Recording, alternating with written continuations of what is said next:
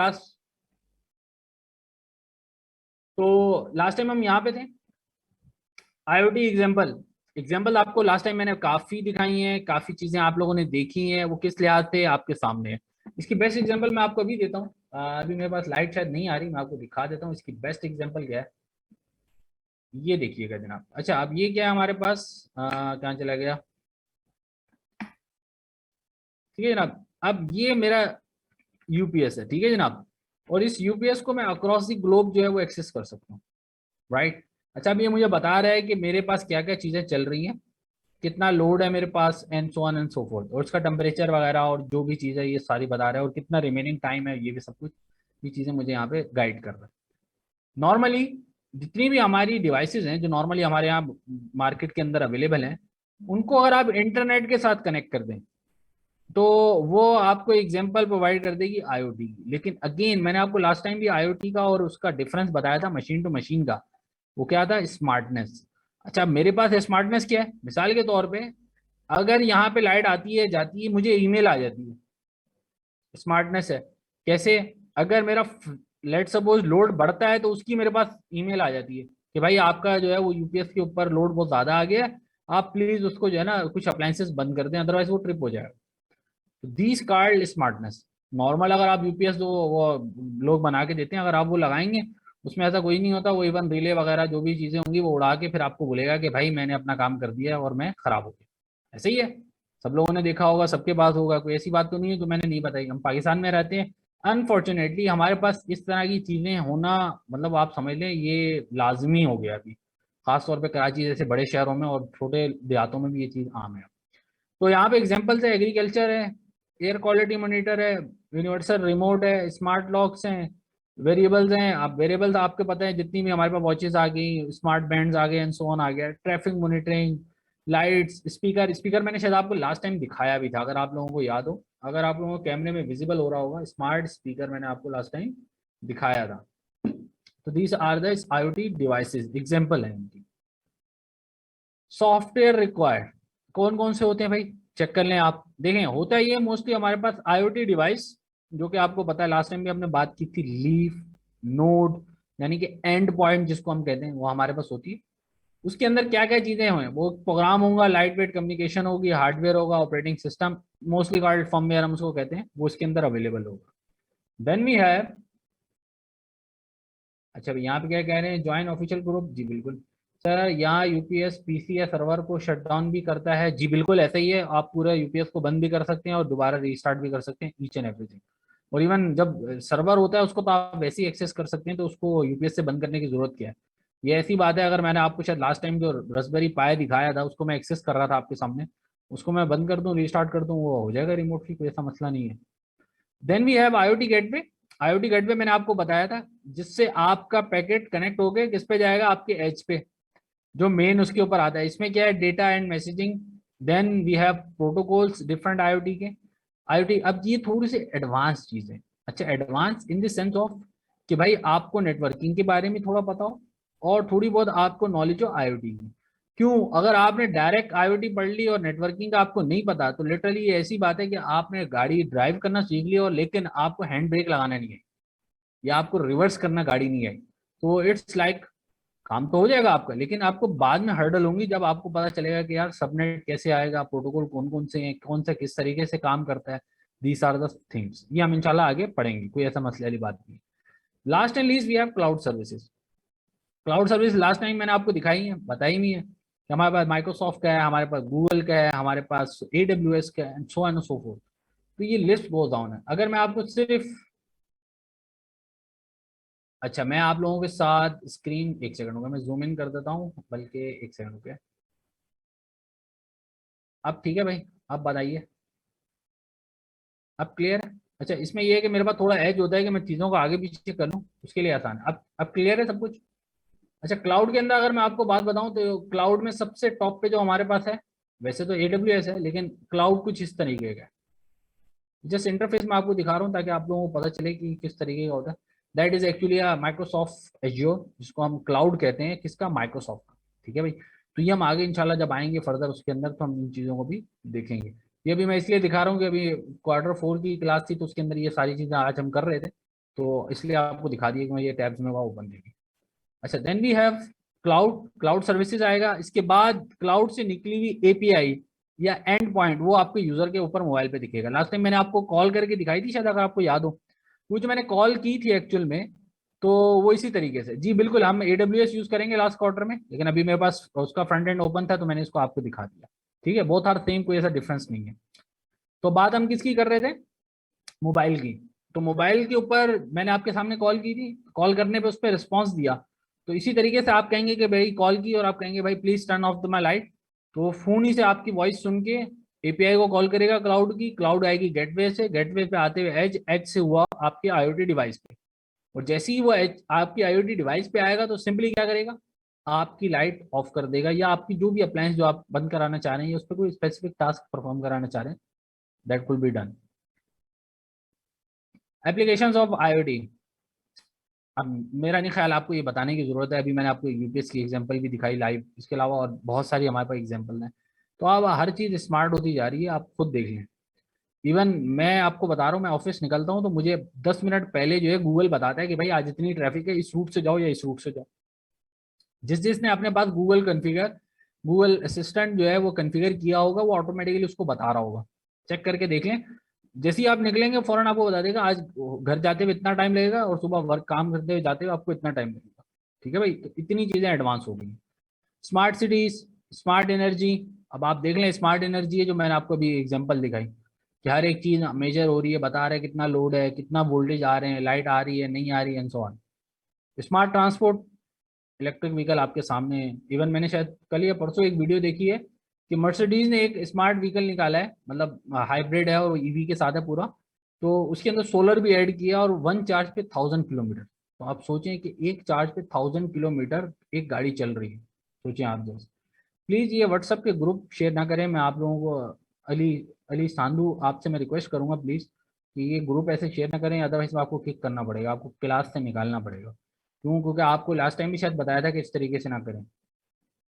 जी बिल्कुल, ये global access भी देता है, लेकिन अगर मैं आपको ग्लोबल एक्सेस दिखा देता तो मेरा नहीं ख्याल कि आप जो है वो मेरे नेटवर्क की ऐसी की तैसी फेर देते, क्योंकि मेरा जो अभी सिस्टम चल रहा है उस डिवाइस पर अगर 200 बंदे आए तो वो सिस्टम बैठ जाता है, समझ आई।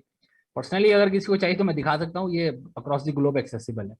Smart industry, smart health, smart living, smart building, सब चीजें आपने देखी हैं। होटल्स में आपने बड़े बड़े गए होंगे, मैरियट वगैरह में, हाथ नीचे रखते हैं टूटी से पानी पानी आना शुरू हो जाता है। These are called smartness, right. कोई टूटी, मतलब किसी भी मॉल में भी आप चले जाएं, इवन वहां पे भी ये चीजें आपको नॉर्मल है। Introduction to IoT. अब तो इंट्रोडक्शन से आगे आ चुका है वैसे, लेकिन फिर भी आपको बताना जरूरी है क्योंकि किस तरीके से ग्रोथ हो रही है ये आपको पता होना चाहिए। 9 billion devices around the world currently connected. अब ये फिगर बढ़ के अराउंड 15 बिलियन पे चला गया। क्यों? क्योंकि आप देख सकते हैं आपके अपने घर के अंदर कितनी डिवाइसेस हैं जो अभी चल रही हैं। ठीक है भाई, तो आप खुद देख लें कि कितनी डिवाइसेस आपके अपने घर में हैं। आप खुद गेस करें जस्ट। और आज से 10 साल पहले चले जाएं कि किसके पास जो है वो वाईफाई वाले डिवाइस होती थी। दोबारा मैं आपसे क्या कह रहा हूँ, आज आपके घर में कितनी मोबाइल डिवाइसेस हैं, और आज से 10 साल पहले किस किस के घर में सिर्फ वाईफाई की डिवाइस होती थी, मतलब राउटर होता था। मेरा नहीं ख्याल, शायद गली में मेरे उस टाइम पे आज से 10 साल पहले एक तो मेरे पास होता था, एक सामने एक पड़ोसी होते थे, हम सब शेयर करके करते थे, सीधी सी बात है, शेयरिंग इज केयरिंग। तो हम वो एक राउटर पे 10 से 12 बंदे कनेक्ट होते थे और बिल्कुल ही ऐसा चलता था नेट के बस नल्ला मासाब, और था भी पीटी चल रहा, राइट। तो ये कुछ चीजें थी जो उस टाइम पे हमें बर्दाश्त थी, लेकिन जाहिर सी बात है उस टाइम भी इंजॉयमेंट थी कि हाँ यार 1 MB का स्टूडेंट पैकेज लिया हुआ है, चल रहा है नेट। तो ये चीजें सारी ट्रांसफॉर्म हुई हैं आपके सामने, बिल्कुल आपके सामने हुई है। मैं वो बात नहीं कर रहा कि भाई सर भाई पता नहीं क्या जुगते मार रहे हैं, समझ नहीं आ रहा कि 10 साल पुरानी बातें कर रहे हैं। आपके सामने है ना, आपका बचपन है, आप खुद देख के आए हैं सारी की सारी चीजें, ऐसी ही है। तो number expected to increase 50 billion devices to reach 1 trillion, ये बहुत ज्यादा जल्दी एक्सपोनेंशियली ग्रो करेगा ड्यू टू कोविड। ठीक है भाई, कोविड जैसे ही आया उसने हर एक चीज आप कर दे मेस कर दिया हर चीज में। या तो बहुत ज्यादा चलेगी पीक पे या बहुत ही डेड हो गया। ट्रांसपोर्टिंग का अगर आपको शायद याद हो, बिल्कुल जब ब्लॉकेज आ गया तो पेट्रोल देखिए कितने पे आ गया था, ऐसे ही था। तो सिमिलरली ये सारी चीजें जो है वहां पे आना शुरू हो गई। अच्छा, तो अब हम बात करते हैं टेक्नोलॉजी। पैराडाइम आपको पता है भाई, लेट 60s में मेन फ्रेम होते थे, मैंने आपको शायद बताया भी था कि भाई हमारे पास चार चार तरह की कैटेगरी होती थी, मिनी, माइक्रो, मेन फ्रेम और सुपर कंप्यूटर। खत्म हो गया अब सब कुछ। अब ये चीजें यहाँ पे नहीं आती। भाई मेरी आवाज बंद हो गई है क्या? भाई आप इन्फिनिक्स हॉट प्ले, प्लीज इसको इस्लामुद्दीन भाई मैं आपसे कहूंगा इनको आप किक कर दें, क्योंकि एक तो आए मोबाइल से, और दूसरा देखें जिसके पास स्लो स्लाइडें शो हो रही हैं उनके नेट का मसला है। यहाँ ठीक। मेरे पास, मेरा नहीं ख्याल इस तरह कोई इशू है। मैं आपको होस्ट बना रहा हूँ इस्लामुद्दीन भाई, आप प्लीज इनको जो है ना वो हटाएं, जो भी ये मोबाइल से आ रहे हैं, और दूसरा कह रहे हैं कि आपकी वो नहीं आ रही। अरे भाई ठीक। मेरी जादू क्या यार, तुम्हें तुम्हें मैं क्या लग रहा हूँ, मैं कोई गाना गा रहा हूँ यहाँ पे? तो जादू जादू पता नहीं क्या क्या लगाया हुआ है आप लोगों ने। प्लीज इस तरह के रिमार्क्स ना दें, प्लीज फोकस करें क्लास पे। कुछ है कॉम्प्लीमेंट है मेरे मरने के बाद दे दिएगा, वो बेहतर है, अभी फिलहाल ना करें प्लीज। डिस्टॉर्शन है, मेरा नहीं ख्याल कहीं डिस्टॉर्शन है भाई, डिस्टॉर्शन आ रही है आवाज में? सर आवाज बिल्कुल clear मुझे आ रही तो है। क्लियरली सुनाई दे रहा है। बस क्लियर है भाई, ये आपके पास इंटरनेट का इशू है, इंटरनेट का इशू है, प्लीज आप चेक कर लें आप। जिसके पास भी जादू वादू आ रहा है ना वॉइस में, ऐसा कुछ नहीं है। Then we have mobile, mobile आपके सामने है। 2003 या 4 में नोकिया ने शायद निकाला था वो अपना क्लासिक, क्या नाम था उसका, 6600। स्मार्टफोन कहते हैं उसको अपने वर्ल्ड, अपने टाइम का। उससे पहले कोई स्मार्टनेस नहीं थी मोबाइल्स में, तो उसके बाद फिर आना शुरू हुआ। 2013 में आईओटी की ये कॉन्सेप्ट आया। देन जो आपके पास जो है वो 2016 में फोर्थ इंडस्ट्रियल रेवोल्यूशन के बारे में आया। ऑटोनोमस कार 2022 के अंदर है, आप खुद देख लें। एवरी सेकंड कंपनी क्या है, अब तो हर कंपनी अपनी एक ऑटोनोमस कार निकालने की ख्वाहिशमंद है, या EV, so called electric vehicle. जहां पे ईवी का नाम आएगा उन सब जगह पे आपको ये चीजें मिलेंगी। ठीक है भाई, आपके सामने 50 बिलियन डिवाइसेस होगी, तो इसका मल्टीप्लाई करके 35 जेटाबाइट ऑफ डेटा। समझ रहे हैं आप? आपके अभी मेरे नहीं ख्याल आपके सिस्टम में कितनी हार्ड ड्राइव होगी, हार्डली कोई 1 TB, 2 TB, 4 TB, और कितना होगा मेरा नहीं ख्याल। अच्छा मैं अगर अपनी बात करूं, मेरे टोटल डेस्क पे भी साइज होगा अराउंड 3 टू 10 TB के अराउंड मेरे पास अभी पड़ी होगी। मेरे मतलब मेरे सिस्टम, सिंगल सिस्टम में नहीं, 2 3 सिस्टम है मेरे पास, तो 10 TB के अराउंड मेरे पास है अभी। तो आप देख लें कितना डेटा पोटेंशियली आपका ग्रो किया एक्सपोनेंशियल फॉर्म में। कैसे कि पहले आपके पास एक 40 GB की हार्ड ड्राइव नहीं होती थी, अगर आप 10 साल पहले चले जाएं। 80 GB कोई लेता था ना, हम समझते बड़ा अमीर बंदा है यार, इसके पास बड़ा पैसा आ गया। ऐसे ही जैसे आज कोई बंदा आजकल के दौर में टैंक फ्यूल करवाता है गाड़ी का, तो सेम लाइक हम सोचते हैं भाई ये तो भाई बंदा कुछ है। तो जेटाबाइट या ZB अगर आप देखें तो इसके अंदर टीबीज ऑफ टीबीज, समझ रहे हैं आप? जेटा पहले आएगा हमारे पास, टीबी, टीबी का पेंटा, पेंटा के पास जेटा। तो ये एक फॉर्म है, स्केल भी है, वो मैं आपके साथ शेयर भी कर सकता हूँ, लेकिन आप खुद गूगल कर लें तो बेस्ट होगा। तो इससे क्या फायदा है, एक तो कॉस्ट सेविंग होगी क्योंकि सारी चीजें आपके पास कहाँ चलेगी, क्लाउड पे। दूसरा रेवेन्यू ग्रोथ, और सोसाइटल वैल्यू अलग है इसकी। पहले क्या करते थे, हर कोई अपनी एक अलमारी लगाता था ऑफिस में कि भाई मेरे को सर्वर रखना है, मैंने उसकी बिजली का बिल देना है, उसका नेट का बिल देना है। अब कोई नहीं है, सबको बोला भाई आप माइक्रोसॉफ्ट AWS, आप गूगल पे आए, $100 पे करें महीने का, आपको एक मशीन दे देंगे, आप चलाएं। बहुत आसान। बिल्कुल ऐसे ही है, 20 MB, इवन हमारे पास इससे भी कम होती थी। ठीक है भाई, लेयर्स ऑफ IoT अब जरा समझिएगा। सबसे पहले लेयर हमारे पास देखें, हम अगर ऊपर से जाएंगे तो हमें समझ आएगा, नीचे से आएंगे कोई ऐसा मसला नहीं। तो पहली चीज क्या है, build application to harness the potential. तो इसको करने से पहले क्या करना है हमें, कि भाई सबसे पहले तो हमें ऐसा नहीं है कि हमने एप्लीकेशन बना ली, हम कहें भाई एप्लीकेशन बन गई, नहीं। सबसे पहले हम करेंगे connect to and control devices. पहले हम बात करेंगे मशीन टू मशीन कि वाकई में क्या ये डिवाइस हमें सेंसर डेटा दे रहा है। दे दिया तो उसको क्या करेंगे, collect and manage IoT data. उसको उठा के किसी एज पे रखेंगे, एज चेक करेगा, एज ने अपना काम कर लिया, उसको उठा के हम क्लाउड पे दे देंगे। ठीक है भाई, understand and analyse. Analyse edge नहीं करेगा, ना अंडरस्टैंड करेगा, वो सिर्फ ये बताएगा कि आया इधर चेंज हुआ है या नहीं, बस। उसका डिसीजन में इससे ज्यादा पोटेंशियल नहीं है। क्यों? क्योंकि एज की भी कॉस्ट है, और एज की जो प्रोसेसिंग पावर है वो थोड़ी होती है बहुत। कंट्रोलर की तो बिल्कुल ना होने के बराबर है। कंट्रोलर एक आपका डेटा लिया, उसने आगे भेज दिया, स्पेसिफिक टास्क। एज थोड़ी सी पावर होगी, लेकिन वो इतने बड़े डेटा को एनालाइज नहीं कर सकता। मिसाल के तौर पे 2 महीने का डेटा आप कह रहे हैं एनालाइज करो, एज तो बेचारा फौत हो जाएगा, कर तो लेगा, ये नहीं कह रहा कि नहीं करेगा, लेकिन वो डेड हो जाएगा क्योंकि उसकी कैपेसिटी नहीं। एक्ट एंड रिएक्ट, उसके बिहाफ पे क्लाउड जो एनालाइज करे उसके बिहाफ पे आपने एक्ट और रिएक्ट करना है, और फिर आपने build application to harness the potential. फिर आपने बताना है कि भाई ये देखें ये है। इसकी बेस्ट एग्जांपल मैं आपको देता हूँ, फूड पांडा आप लोगों ने देखा है? फूड पांडा नाम तो सुना होगा ना भाई, तो नई बात तो नहीं है ना, फूड पांडा नाम सबने सुना होगा। फूड पांडा कराची में जब लॉन्च हुआ तो मेरे इलाके में नहीं लॉन्च हुआ। क्यों? सबसे पहले गुलशन में लॉन्च हुआ कराची में, फिर आया जौहर, फिर आया डीएचए, फिर आया अस्करी के सारे इलाकों में, फिर बाद में हमारे पास आया तकरीबन 1.5 साल बाद। रीजन, उनके पास एनालिसिस ऑफ डेटा था, उनको पता था कि सबसे ज्यादा कुजीन रेस्टोरेंट किस एरिया में है जहां पे लोगों का रुझान ज्यादा है। अब मिसाल के तौर पे हमारे एरिया में रेस्टोरेंट अराउंड कोई 5 to 10 होंगे, इससे ज्यादा है नहीं। अब 5-10 रेस्टोरेंट के लिए कौन बंदा जो है वो एक पूरी की पूरी सर्विस लॉन्च करता है।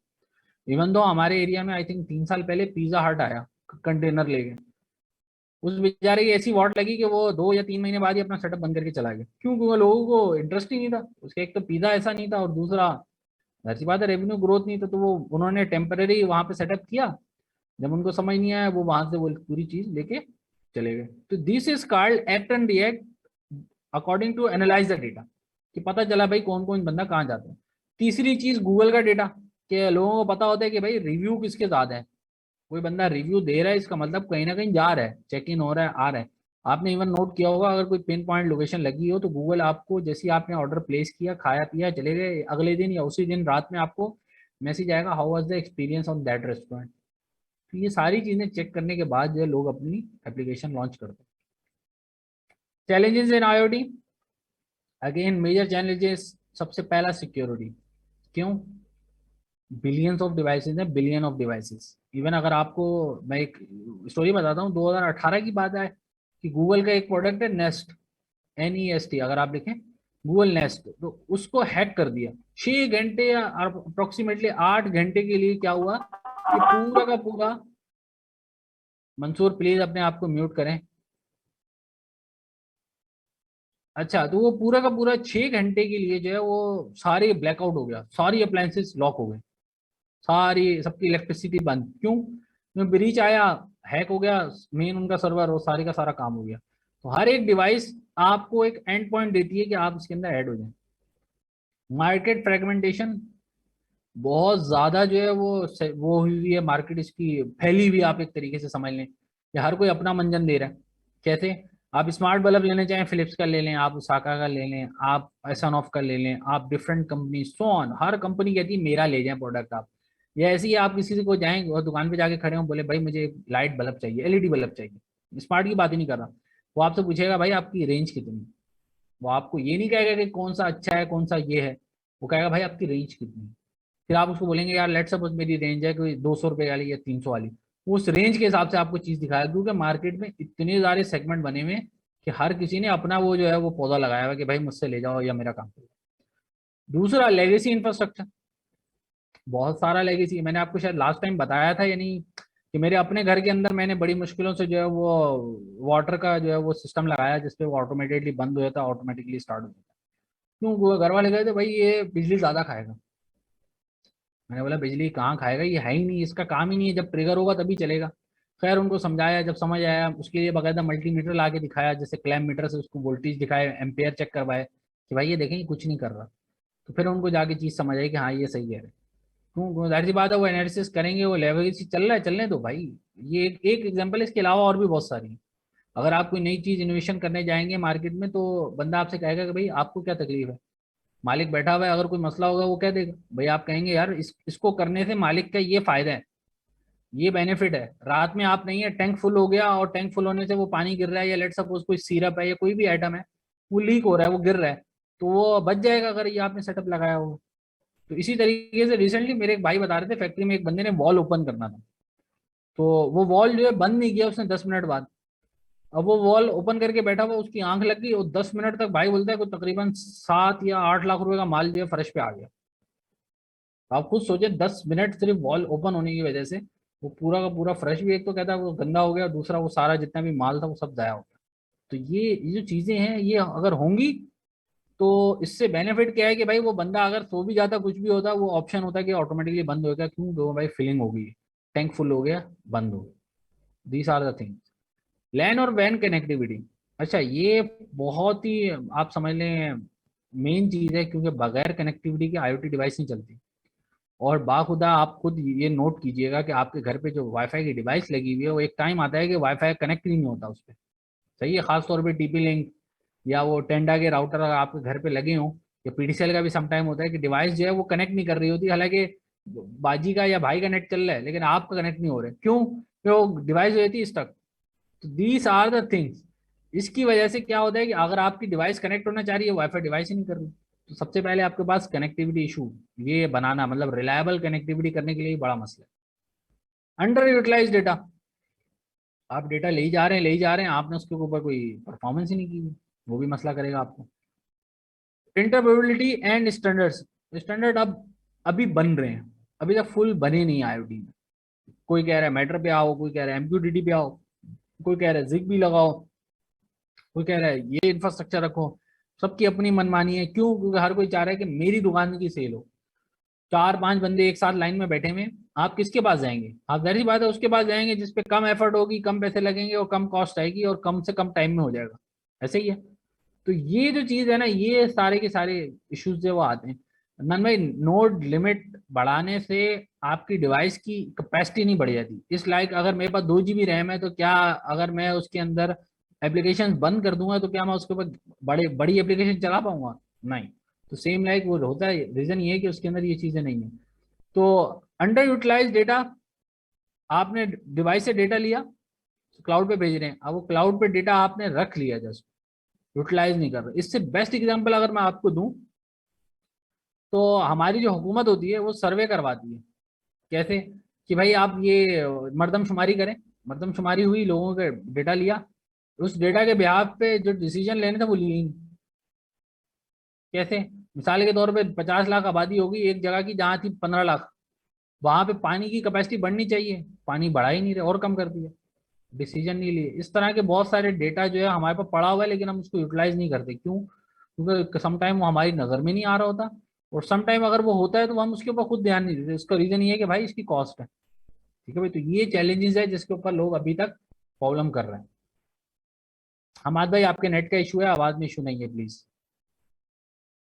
Past present and future of IoT आपके सामने अभी पूरा मैंने आपको बताया। फर्स्ट वेव में क्या हुआ, नेटवर्क कंज्यूमर इलेक्ट्रॉनिक्स। अब आप जब भी जाएं, एसी तो खास तौर पे इलेक्ट्रिक अगर आप जाएंगे ना तो एसी आपको स्मार्ट देंगे आजकल। नॉर्मल वाला तो गया, पहले एक होता था इन्वर्टर नॉन इन्वर्टर, अब वो आपसे पूछेंगे सर आपको इन्वर्टर तो लेना ही लेना होगा, ये बताएं स्मार्ट लेंगे या नॉर्मल? बोले ये क्या बात है, मेरे को एसी लेना है, मेरे को वो थोड़ी ना चलानी है। बोले नहीं स्मार्ट भी है ऑप्शन, अगर आप 5000 एक्स्ट्रा देंगे तो वो भी मिल जाएगा। तो ये चीज़ है नहीं। देन आपके सामने नेटवर्क इंडस्ट्रीज, अभी मैंने आपको एग्जांपल दिखाई, हर एक चीज ऑटोमेटेड हो गई है, सारी चीजें चल रही हैं। जी बिल्कुल आप सही कह रहे हैं सैयद हमाद भाई के हमारे आईओटी में बहुत सारे अपने चैलेंजेस है। वो तार काट के चले गए के इलेक्ट्रिक वाले, खंबे पे तार जा रही थी फाइबर की, क्या करेंगे आप? कुछ नहीं कर सकते, मजबूरी है। इस तरह हुआ, हमारे ऑफिस की तारें काट के चले गए, भाई ये के इलेक्ट्रिक के पोल हैं यहाँ पे आप तार नहीं लगा सकते। तो ये कुछ इश्यूज हैं। थर्ड वेव में आप क्या करेंगे? ईच एंड एवरीथिंग कनेक्टेड है नेटवर्क के साथ, हर चीज स्मार्ट। जैसे आपको शायद लास्ट टाइम मैंने एग्जांपल भी बताई थी, अमेजॉन गो, आप देख सकते हैं, वो इसकी best example. IoT example the refrigerator, ये एग्जांपल हमने शायद लास्ट टाइम डिस्कस की थी, ऐसे ही था। तो मेरा नहीं ख्याल आप इसके ऊपर दोबारा टाइम देना हमारे लिए बेहतर है। अच्छा, इसके बाद हमारे पास क्या थी? IoT device versus computer, Amazon Go. Go अगर आप लिखेंगे ना गो तो वो आपको मिल जाएगा, इवन हम देख भी लेते हैं अगर हमें टाइम मिलता है तो वो भी आपको बता दूंगा कैसे वो चीज़ काम होती है। तो भाई यहाँ तक क्लियर है सबको? कोई सवाल? थोड़ा सा आगे बढ़ते हैं फिर जो है ना हम इंशाल्लाह इसको करते हैं। आईओटी वर्सेस कंप्यूटर क्या डिफरेंस है भाई?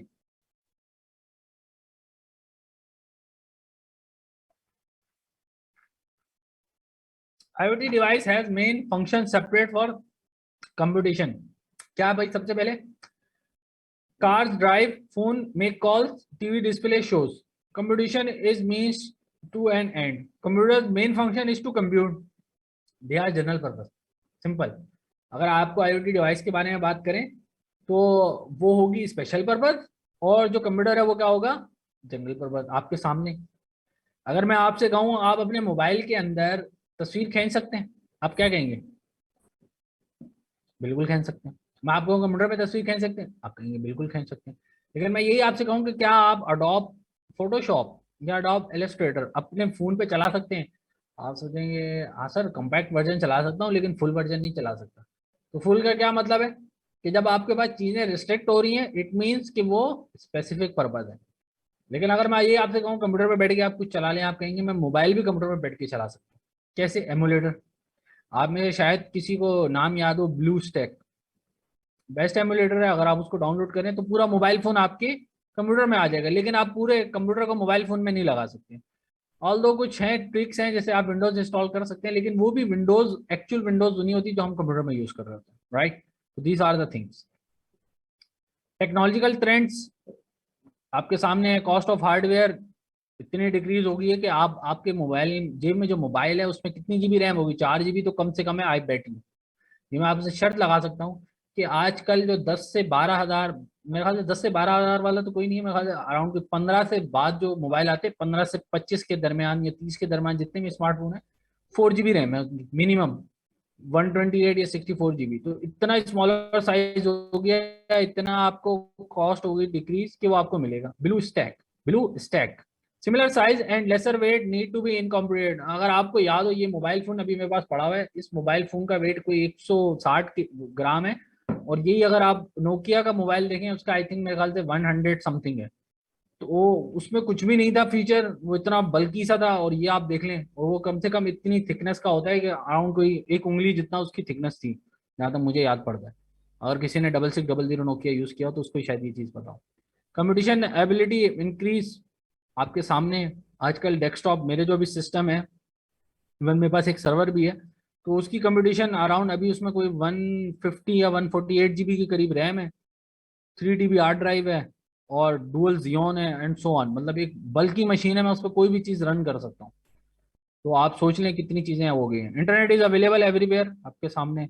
100 रुपये का डेटा पैकेज हो जाता है, आप पूरा हफ्ता चला लें। और आई थिंक मुझे याद पड़ता है, हम हमारे टाइम पे ऐसा कुछ भी नहीं था।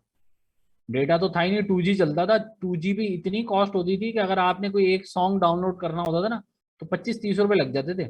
ये था हाल। वायरलेस एक्सेस, 4G वाईफाई आपके सामने है। 5G भी आप आ चुका है, लेकिन पाकिस्तान में नहीं है, अभी भी हम 4G चला रहे हैं। Data transmission cost is fairly low. पहले मैं स्टूडेंट पैकेज चलाता था 1750 का, आजकल मैंने फाइबर लिया हुआ है, वो आई थिंक कोई 2200 रुपये का या 2500 रुपये का, 2200 शायद, ये 2300 ऐसी कुछ बनता है। और उससे स्पीड की अगर कंपैरिजन किया जाए तो वो कोई मेरे ख्याल से कोई 10 टाइम्स होगी शायद, क्योंकि वो 2 MB था, आजकल मेरे पास वो 30 MB प्लस का है पैकेज। तो इस तरीके से चल रहा है। Cloud computing is a big being use extensively. हर चीज क्लाउड पे आपके सामने, अभी मैंने इसकी विंडो भी दिखाई थी, सारी की सारी चीजें वहां पे। Rise of open source software आपके सामने। ओपन सोर्स सॉफ्टवेयर बहुत सारे आए हैं, इंशाल्लाह हम इसको वन बाय वन डिस्कस भी करेंगे। वो सिस्टम नहीं, वो सर्वर है। सिस्टम तो ये है, इसकी कॉन्फ़िगरेशन थोड़ी लो है।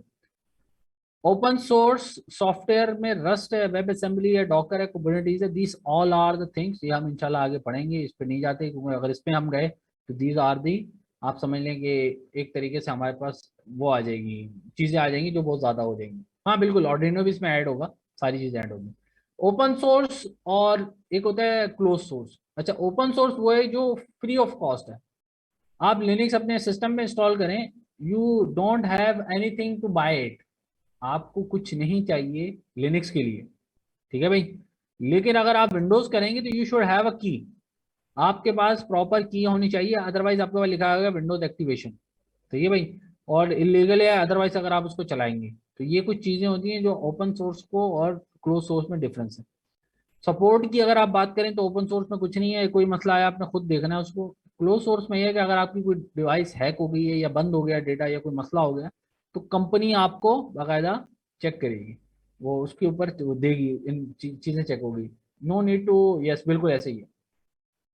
Embedded system, what is embedded, last time भी डिस्कस हुआ था। अब मेरा नहीं ख्याल इसको बारे में बार बार बताना है।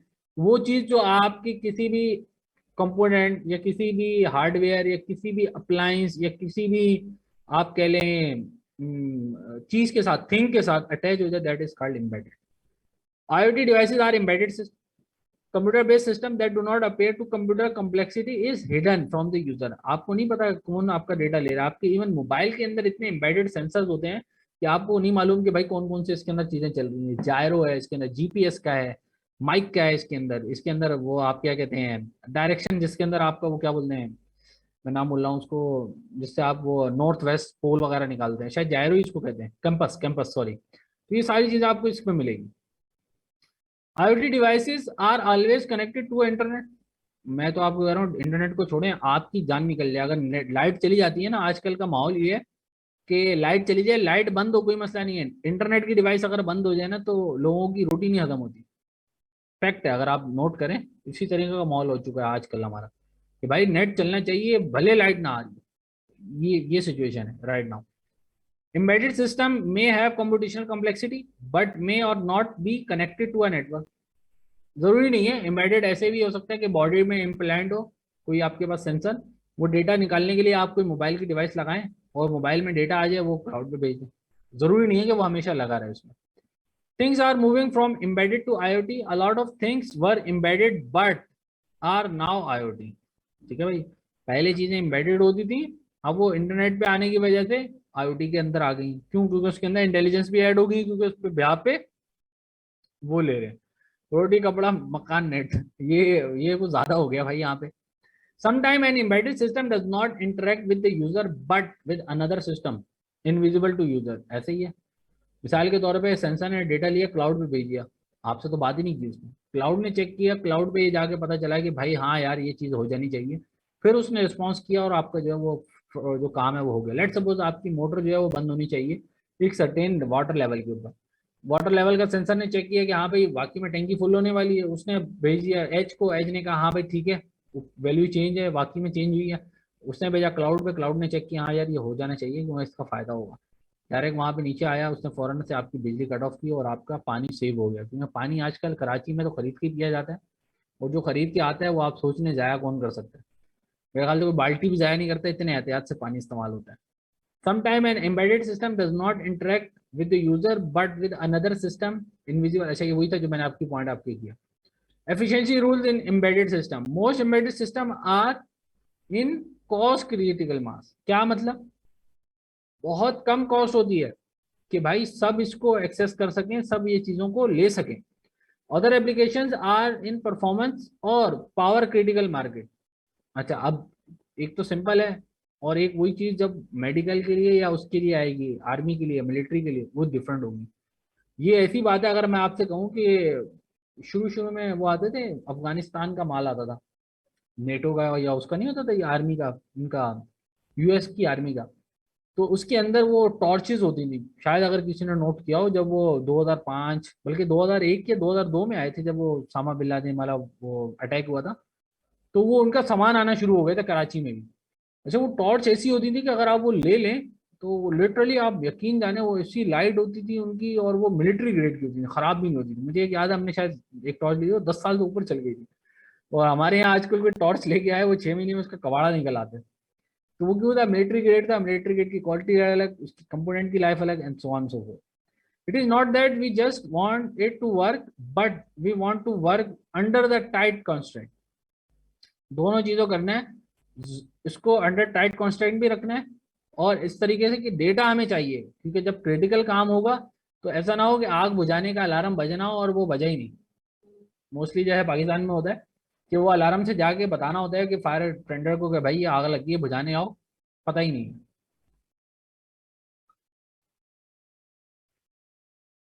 तो ये कुछ चीजें हैं जो आपको होनी चाहिए।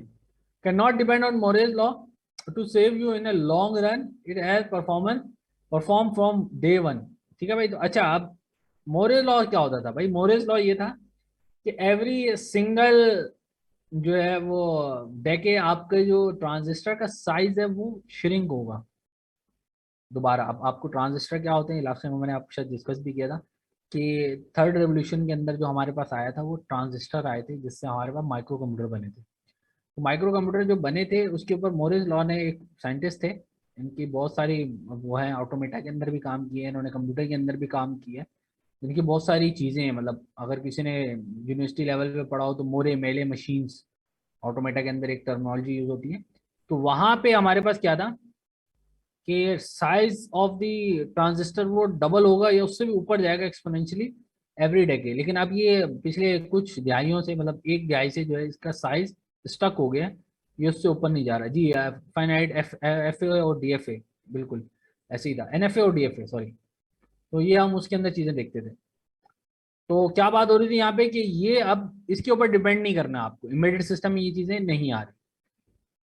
Embedded system versus regular platform design, main चीज जो है वो इसके अंदर अगेन वही है, जनरल पर्पज और स्पेशल पर्पज, दैट्स इट। अगर आप सारे पॉइंट्स को पढ़ेंगे तो मेन इसका अखज यही निकलेगा कि भाई एम्बेडेड सिस्टम और रेगुलर जो डिजाइन हमारे पास प्लेटफॉर्म है वो हमारे पास सिंगल टास्क के लिए होता है एम्बेडेड सिस्टम, और जो जनरलाइज टास्क के लिए होता है वो हमारे पास रेगुलर प्लेटफॉर्म होता है।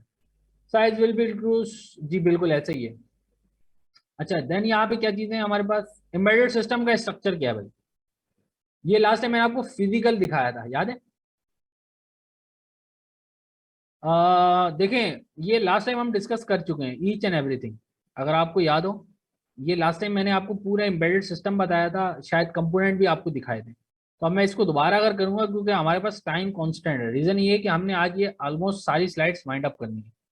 ठीक है भाई, ये अराउंड हमारे पास कोई 100 के करीब है, तो ये हमने करनी है आज। This is our target, right. तो इसमें कोई ऐसा हार्डल नहीं, कोई मुश्किल काम नहीं है। अगर आपको कोई प्रॉब्लम हो तो आप लोग पूछ सकते हैं, सवाल कर लें, कोई ऐसा मसला नहीं। बाकी ये सारी चीज़ें बताई हुई हैं। जी बिल्कुल, आज इंशाल्लाह आपको मिल जाएगी स्लाइड्स, आज स्लाइड्स भी मिल जाएंगी और रिकॉर्डिंग लेक्चर इस वीक में आपको आ जाएगा। अच्छा, अगर मैं आपको बताऊं एम्बेडेड सिस्टम का architecture, it is similar to something like we already know. सही है? कैसे? अगर आपको याद हो कि हम लोग कंप्यूटर के अंदर जो है वो पढ़ते थे कंप्यूटर सिस्टम। सही है? कैसे, मैं आपको दिखाता हूँ।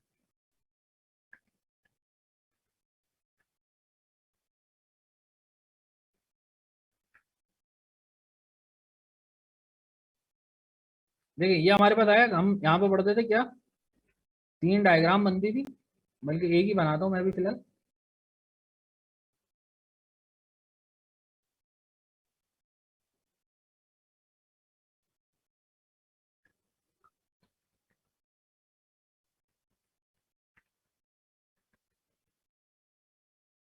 हाँ भाई, यहाँ पे साइडों में क्या आएगा, कोई बताएगा प्लीज?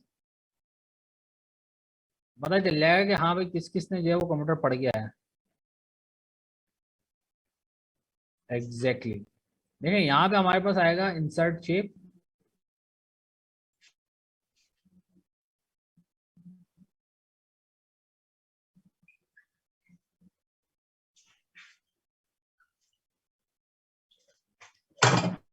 ठीक है भाई, तो यहाँ पे हमारे पास आएगा, राशिदा प्लीज अपना माइक आप ऑफ कर लें। यहाँ पे हमारे पास क्या आएगा, कोई बताएगा प्लीज? बिल्कुल एग्जैक्टली exactly, मैं यही चाह रहा था। तो आप लोगों ने देखें खुद ही अपना आंसर दे दिया। यहाँ पे आएगा इनपुट, यहाँ पे आएगा प्रोसेसिंग। ये क्या मैंने एरो सही लगाया है? बताइएगा जरा, ये एरो मैंने सही लगाया है? Exactly exactly. देखा, आप पता चल गया आप लोगों को कि ये एक्चुअल में क्या है। ये एक्चुअल में इंफॉर्मेशन साइकिल है कि किस तरीके से हमारे पास कोई इंफॉर्मेशन आएगी इस कंप्यूटर सिस्टम में और किस तरीके से वो काम करेगी, राइट। तो ये देखें, ये हमने इनपुट लिया यहाँ से, और यहाँ से ये आया हमारे पास किसके ऊपर, शेप में ले लेता हूँ एक और इसको मैं थोड़ा सा इधर कर देता हूँ। ठीक है, ये कॉपी किया, ये पेस्ट, ये देखिए। तो ये इनपुट आया हमारे पास, इसको एडिट टेक्स्ट करेंगे इनपुट, और ये हमारे पास आ गया इसका आउटपुट, राइट। तो सेम वही चीज है, लेकिन यहाँ पे डिफरेंस किस चीज का है, बताएं भाई। कि हम ये बात कर रहे थे कंप्यूटर की इंफॉर्मेशन से कि किस तरीके से डेटा प्रोसेस होता है कंप्यूटर सिस्टम में। अब हम बात करेंगे कि किस तरीके से डेटा प्रोसेस होता है आपके एम्बेडेड सिस्टम में। तो सेम लाइक सेंसर, सेंसर से आपने डेटा लिया, डेटा लेने के बाद माइक्रो कंट्रोलर, माइक्रो कंट्रोलर से डेटा और फिर वो एक्चुएटर, राइट। अब ये आपका सिंपली जो है वो काम करता है एम्बेडेड सिस्टम। सही है भाई, इसको आप रिप्लेस कर दें उस डायग्राम से तो आपके लिए बहुत आसान हो जाएगा कि भाई वो किस तरीके से मैप होगा, क्योंकि इनपुट प्रोसेसिंग और डेटा ये तो आपने शुरू से ही देखा हुआ है। तो एक्चुएटर कॉल्ड द एक्चुअल, जो कि आपकी इवेंट्स परफॉर्म करें या ट्रिगर्स परफॉर्म करें, एक्चुएटर्स ये होते हैं। मिसाल के तौर पे आपने कहा कि भाई लाइट बंद हो जाए, लाइट जो बंद होगी वो सेंसर नहीं करेगा, वो एक्चुएटर करेगा। सेंसर हमेशा जो है वो एनालॉग डेटा पे काम करेगा। क्या करेगा? एनालॉग डेटा, मतलब आपके इन्वायरमेंट से जो डेटा लेगा वो कौन लेगा? सेंसर लेगा। और जब भी कोई डेटा देना होगा या आउटपुट करना होगा वो कौन करेगा? एक्चुएटर्स करेगा, राइट। राशिदा अपना माइक प्लीज बंद कर लें आप। अच्छा भाई, माइक्रो कंट्रोलर्स की बात कर रहे हैं। Integrated circuit that execute program, बहुत ही आसान है, लास्ट टाइम आपको बताया भी था। बहुत कम कैपेसिटी होती है, बहुत ही स्मॉल इन साइज होता है और आपको ये बहुत चीपेस्ट रेट में मिल जाएगा। ठीक है भाई जी, क्वेश्चन आंसर की तरफ हम आते हैं इंशाल्लाह, क्योंकि हम थोड़ा सा आगे चलना है। मैं आपको एक दफा दोबारा दिखा दूं ताकि आप लोगों को ये याद दहानी हो कि क्या क्या चीजें जो है वो थी हमारे पास। तो ये मैंने आपको लास्ट टाइम दिखाया भी था। मैं कैमरा ऑन कर लेता हूँ ताकि आप लोगों को ये दोबारा आ जाए। स्टॉप वीडियो कर दी मैंने।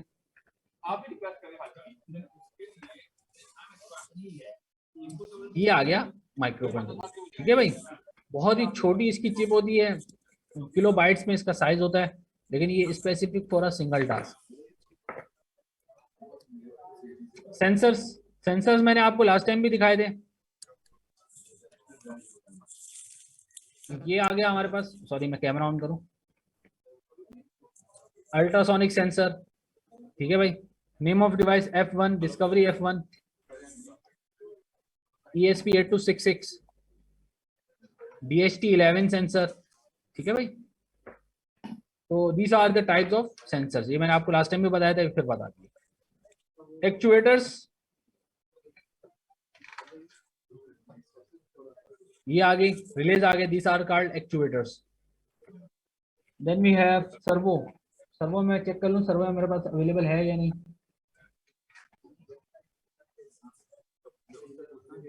नहीं, LCD, यहाँ पे एक्चुएटर आपको डिस्प्ले में दे देगा कि भाई ये परफॉर्म हो गया टास्क। ठीक है जनाब, तो ये हमारे पास आ गई चीजें। नेक्स्ट हम चेक करते हैं एनालॉग टू डिजिटल कन्वर्जेशन कैसी होगी, ये देख लें। इजाज भाई आप अपना प्लीज माइक बंद कर दें। इजाज अख्तर अपना प्लीज माइक बंद कर दें। Analogue to digital conversion. अच्छा, अब हमारे पास कन्वर्जेशन कैसे होती है ये जरा समझिएगा आप। जी बिल्कुल, ये वही वाली आप कह लें, ये असल में वो वाली नहीं है, पंप वाली नहीं है, लेकिन सिमिलर टू दैट है। मैकेनिज्म वही है लेकिन ये वो नहीं है। From where I can buy this component, अभी कुछ भी बाय नहीं करना जब तक आपको डायरेक्शन ना दीजिए, अभी आपने कुछ नहीं करना। Convert analogue to data to digital. अच्छा, अब होता ये है कि हमारे जो कंप्यूटर है, ठीक है भाई, अभी मैं आपसे बात कर रहा हूँ, ये जो बात हो रही है ये एक्चुअल में एनालॉग फॉर्म में हो रही है। जो मैं आपको वॉइस दे रहा हूँ ये एक्चुअल में एनालॉग फॉर्म में। क्यों? क्योंकि आपके जो एयर हैं, ये जो कान है, ये एक्चुअल में सेंस करते हैं मेरी वॉइस को, लेकिन कंप्यूटर तो डिजिटल है। आप कंप्यूटर के लिए क्या करें? अब हो ये रहा है कि मैं आपको वॉइस में बोल रहा हूँ जो कि एक्चुअल में क्या है, एनालॉग कन्वर्ट होती है डिजिटल में, डिजिटल से ये जाएगी मॉडेम में, मॉडेम से ट्रांसफर होगी, ट्रांसफर से मीडिया, मीडिया से दूसरी जगह, फिर ये आपके पास आया और ये अगेन दोबारा रिवर्ट होगा डिजिटल टू एनालॉग, फिर आपको मेरी आवाज आ रही। समझ आई? तो दीज आर द थिंग्स। अच्छा, अब हम क्या बात कर रहे हैं? ਚਾਬੀ ਫਿਰ ਕਿੱਥੇ ਗਈ ਸੀ ਮੈਂ ਤੇ ਇਹ ਸਮਝਦਾ ਤੇ ਹੁਣ ਮੈਂ ਤਾਂ ਲੱਭੀ ਨਹੀਂ ਉਹ ਤੇਰੇ ਤਾਲੇ ਨਾਲ ਖੋਲਿਆ ਪੁਰਾਣਾ ਤਾਲਾ sir please please please please. अच्छा भाई, ये अपने घर के मसाले भी यहाँ पे चल रहे हैं, प्लीज थोड़ा माइक पे कंट्रोल करें और देखें कि आपका माइक ओपन ना हो। अच्छा भाई, now on the output end you usually need digital to analogue conversation. मैंने आपको बता दिया ये सेम वही सारी चीजें। ठीक है भाई, तो अब बताने की जरूरत नहीं है। क्वेश्चन आंसर पे आते हैं please. Micro controller characteristics, architecture arm होता है, ESP32 आपको बताया। इसके अंदर बिट्स होती हैं बिल्कुल स्मॉल साइज की, हमारे जो नॉर्मली चल रहा होता है वो तो काफी ज्यादा होते हैं। इसके अंदर आपको X40 64 बिट का जो है वो आर्किटेक्चर मिलता है नॉर्मली। अभी जो आ रहा है, पहले 32 बिट का भी आता था लेकिन अब वो एब्सोल्यूट हो गया। तो X86 उसको सो कॉल्ड कहते थे, अब हमारे पास 64 जो है वो आता है। जी हाँ, हमारे पास एटमेगा आ गया, हमारे पास उसका आ गया पिक आ गया, पिक के माइक्रो कंट्रोलर आ गए एंड सो ऑन। जी आर्म प्रोसेसर ही है एक्चुअल में। आर्म जो है वो हमारे पास सिंपली आप कह लें रिड्यूस इंस्ट्रक्शन सेट कोड जो है जिसको रिस्क कहते हैं उस पर वर्क करता है। और जो दूसरा है वो हमारे पास सिस्क होता है, complex instruction set code. Input pins होती हैं आपके सामने, ये मैंने आपको शायद दिखाई भी थी last time. These are the pins, अगर आपको ये नजर आ रही हो, दीज आर द पिंस, इसको GPIO कहते हैं, जनरल इनपुट आउटपुट। तो ये पिंस होती हैं। और परफॉर्मेंस आपको पता है क्लॉक रेट होता है तो इसकी बहुत कम होती है एज कम्पेयर टू कंप्यूटर, बहुत स्लो स्पीड पे चल रहे होते हैं। अदर माइक्रो कैरेक्टरिस्टिक्स, टाइमर होता है, एनालॉग डिजिटल कन्वर्टर होता है, लो पावर मोड्स होते हैं और कम्युनिकेशन प्रोटोकॉल्स होते हैं। यूटार होता है, I2C होता है, SPI होता है, ये सारे जो है वो इंटरफेसेस होते हैं। इससे ऊपर हमारे पास अगर आप देखें वाईफाई है, ब्लूटूथ है, ये सारे के सारे हमें जो है यहाँ पे मिलते हैं। क्लॉक रेट मीन्स कि आपका सिस्टम पर सेकंड कितनी बार जो है वो मूव हो रहा है। क्या मतलब, आपको पता होगा कंप्यूटर में हम जब भी स्पीड मेजर करते हैं वो मेगाहर्ट्ज, गीगाहर्ट्ज इसके अंदर कर रहे होते हैं। तो एक्चुअल में क्या है कि ये ऑन ऑफ होने का तरीका है कि आपका सिस्टम कितनी बार ऑन ऑफ हो रहा है, राइट। तो दिस इज कॉल्ड हर्ट्ज, ठीक है भाई। तो एक्चुअल में जो हमारा कंप्यूटर सिस्टम है, जितनी भी चीजें हैं वो वर्क ही किस पे कर रही होती है, ऑन ऑफ के मैकेनिज्म। सही है भाई। तो जितना भी इलेक्ट्रॉनिक्स है वो पूरा का पूरा किस पे वर्क कर रहा है, स्विचिंग पे, on off on off on off. कितनी स्पीड से हो रहा है, that is called hertz, that is called बस स्पीड। ठीक है भाई, क्लॉक सिग्नल भी इसको कहते हैं, बिल्कुल। तो यहाँ तक हो गया भाई। तो इस्लामुद्दीन भाई आप आ जाएं। अब मैं आपसे रिक्वेस्ट करूंगा, हमारे जो दूसरी फैकल्टी मेंबर है वो आज आपको कंटिन्यू लेके चलेंगे। मीनवाइल आपसे जो है वो ये रिक्वेस्ट है, कुछ सवाल है तो पूछ लें। बिलाल भाई आपने काफ़ी टाइम से किया हुआ है, मैं आपसे क्वेश्चन आंसर ले लूँ फिर हम चलते हैं बैक टू टॉपिक। जी भाई, बिलाल भाई। अस्सलाम वालेकुम सर। वालेकुम सलाम। सर मेरा एक क्वेश्चन है कि जो एक्चुएटर है जी जी। वो पिछले डायग्राम में था डाटा, उसके बाद एक्चुएटर डायग्राम में बना हुआ था, ऐसे ही है। हम्म। तो जो एक्चुएटर आप कह रहे हैं कि वो रिले हो सकती है या वो एलसीडी हो सकती है, तो क्या वो कि कोई भी जीपीयू पिन भी हो सकती है? बिल्कुल। देखिए GPI पिन से ही तो आपके पास ये सारी चीजें चलेंगी। तो और है समझ। बस ठीक है। एक्चुएटर्स का मतलब ये है कि वो आपको रिजल्ट में 5 वोल्ट दे दे पिन पे। ठीक है, यानी कि हम स्पेसिफिक नहीं रह सकते कि वो रिले ही होगी या वो होगी। नहीं नहीं नहीं, बहुत है, लिस्ट है भाई, एक्चुएटर की लिस्ट है, ये मैं आपको एग्जांपल दे रहा हूँ। एक्चुएटर की लिस्ट है, ये आपको एग्जांपल उसमें से दी है। ठीक है। Thank you sir. जी भाई। जी भाई, सैफुल्लाह, नहीं साद सैफुल्लाह, आप बताएं भाई। अस्सलाम वालेकुम सर। वालेकुम सलाम। सर ये अभी आपने माइक्रो कंट्रोलर जो दिखाया है ये कौन से है? इसमें और जो आर्डिनो यूएनओ है उसमें क्या फर्क है? देखें वो आर्डिनो यूनो जो है उसके अंदर आपको बेसिक चीजें मिलती हैं, ठीक है भाई। उसमें एक तो आपको एटमेल का प्रोग्रामर मिलता है, आप इसकी बात कर रहे हैं ना, यूनो R3 की, और इसमें वाईफाई मॉड्यूल नहीं है। ठीक है, सही सबसे बात। मेन जो इसका बैरियर है। दूसरा ये कि इसके अंदर आपको वाईफाई मॉड्यूल मिल जाएगा इजीली, आप इसको चला सकते हैं। और यही हमारा ठीक कोर्स के आगे चलेगा कंट्रोलर, ये आपको बताएंगे जब बाय करना होगा। ठीक हो गया sir, thank you thank you. Welcome जी। आमना आप कुछ कहना चाहेंगे प्लीज। वालेकुम सलाम।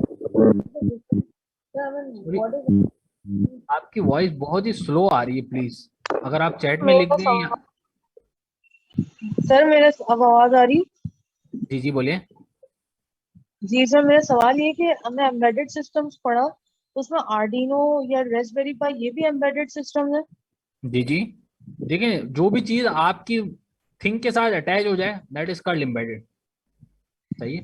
लेकिन ये मैंने आपको डिफरेंस बताया था कि रास्पबेरी पाई में और हमारे पास माइक्रो कंट्रोलर में क्या डिफरेंस है। क्यों? क्योंकि Raspberry pi is SBC, single board computer, और जो हमारे पास माइक्रो कंट्रोलर है वो क्या है, इज अ स्मॉल थिंग, जो कि हमारे पास सिंपली फर्मवेयर पे वर्क करता है।